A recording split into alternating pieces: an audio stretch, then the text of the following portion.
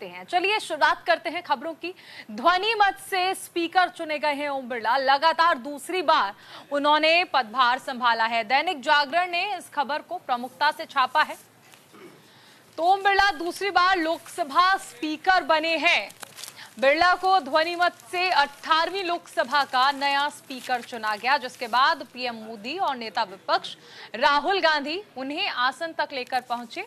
ध्वनि मत पर विपक्ष ने डिवीजन की मांग नहीं की और ओम बिरला के नाम पर विपक्ष का विरोध न करना मोदी सरकार के लिए किसी सरप्राइज से कम नहीं रहा।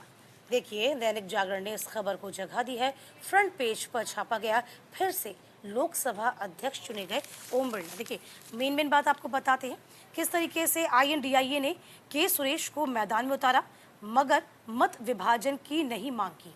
दूसरी बात आपको बता दें, पीएम नरेंद्र मोदी और नेता विपक्ष राहुल गांधी ने बिरला को आसन तक ले जाकर बैठाया। जैसे कि चारुल भी आपको बता रही थी, मोदी ने उम्मीद जताई कि 140 करोड़ देशवासियों की आशाओं का केंद्र बनी रहेगी ये संसद।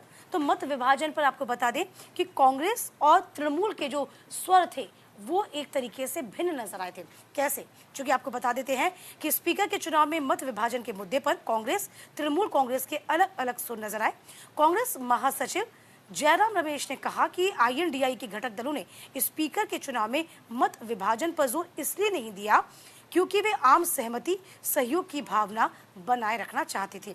दूसरी ओर तृणमूल कांग्रेस के सांसद अभिषेक बनर्जी ने कहा कि प्रोटेम स्पीकर ने लोकसभा अध्यक्ष चुनाव में मतदान की अनुमति नहीं दी, जबकि कई विपक्षी सांसदों ने मत विभाजन की मांग की थी।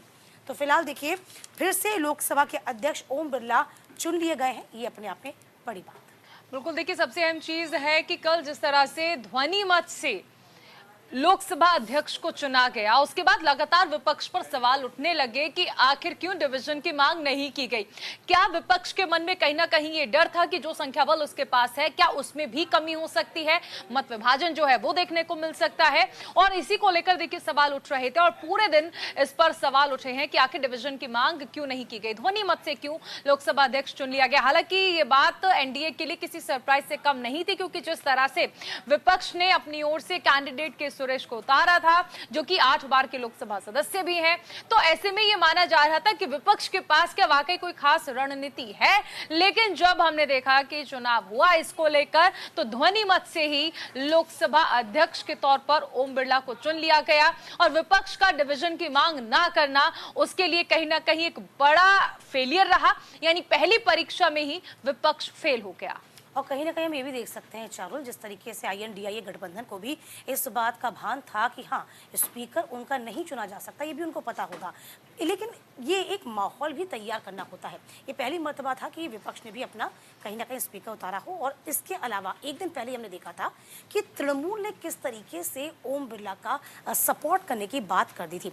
विभाजन की बात तो उसी वक्त ही सामने आ गई थी कि यहाँ पर तृणमूल कांग्रेस पहले ही कह रही है कि हम ओम बिरला का सपोर्ट करेंगे। हालांकि ये भी कहीं ना कहीं अपने आप में बड़ी बात है कि अब जो सदन चलेगा वो वाकई में बहुत ज्यादा दिलचस्प होने वाला है, क्योंकि इस वक्त जो संख्या बल है उसके हिसाब से भी देखा जाए तो INDIA गठबंधन की फिलहाल विपक्ष के तौर पर मजबूती काफी अच्छी है। बिल्कुल, देखिए यहाँ पर यह भी कहा जा रहा था कि विपक्ष में बिखराव की स्थिति आखिर क्यों बन पाई है। तृणमूल कांग्रेस की अगर हम बात कर लें तो शुरुआत में ये कहा जा सकता है कि एक सांसद की ओर से ये जरूर कहा गया कि ओम बिरला अच्छे व्यक्ति हैं, यानी माना जा रहा था कि क्या झुकाव जो है वो देखने को मिलेगा। हालांकि जिस दौरान वोटिंग हुई तो ऐसा नहीं देखने को मिला। लास्ट में ये भी देखा गया कि विपक्ष ने तृणमूल कांग्रेस को कन्विंस कर लिया था और एक बार फिर से एकजुटता देखने को मिली, लेकिन डिवीजन की मांग नहीं की गई। इसके साथ साथ अगर हम देखें तो ये लगातार कहा जा रहा था कि विपक्ष में असमंजस बना हुआ था, यानी सभी विपक्षी दलों को कॉन्फिडेंस में नहीं लिया गया था और ऐसे में मत विभाजन ना देखने को मिले, ये भी एक रीजन रहा कि डिवीजन की मांग विपक्ष की ओर से नहीं की गई थी। इसके बाद ही तमाम सवाल उठने लगे थे कि आखिर क्यों विपक्षी पार्टियों ने आपस में सहयोग नहीं लिया। इसके साथ साथ अगर हम शुरुआत में देखें तो ये कहा जा रहा था, राहुल गांधी ने भी कहा था, अखिलेश यादव ने भी कहा था कि ओम बिरला के नाम पर सहमति है बतौर लोकसभा अध्यक्ष, लेकिन फिर डिप्टी स्पीकर का पद भी मांगा गया जिसको नकार दिया गया। देखिए, इस बीच हम ये भी बता रहे हैं, आपको भी याद होगा कि तृणमूल कांग्रेस के जो सांसद हैं अभिषेक बनर्जी ने, जो कि दैनिक जागरण ने भी छापा इस खबर को, कि प्रोटेम स्पीकर ने लोकसभा अध्यक्ष के चुनाव में मतदान की अनुमति नहीं दी, जबकि कई ऐसे विपक्षी सांसद थे जो कि मत विभाजन की यानी कि डिवीजन की मांग को कर रहे थे। तो यहाँ पर देखा जाए कि INDIA गठबंधन के तमाम जो सांसद थे वह भी एक मत नहीं थे, इसीलिए यहाँ पर तमाम बातें अब कहीं ना कहीं आगे तूल पकड़ेंगी, ये देखने वाली बात है, क्योंकि INDIA गठबंधन को भी एक होना होगा। दूसरी ओर बीजेपी की भी चुनौती ये हो जाएगी कि कहीं ना कहीं बीजेपी जो इस बार अपने बूते पे जीत के नहीं आई है, एनडीए के तमाम घटक दलों का उसको सपोर्ट मिला है, तो मुसीबतें जो हैं वो दोनों के लिए आ सकती हैं। अब देखने वाली बात होगी कि आगे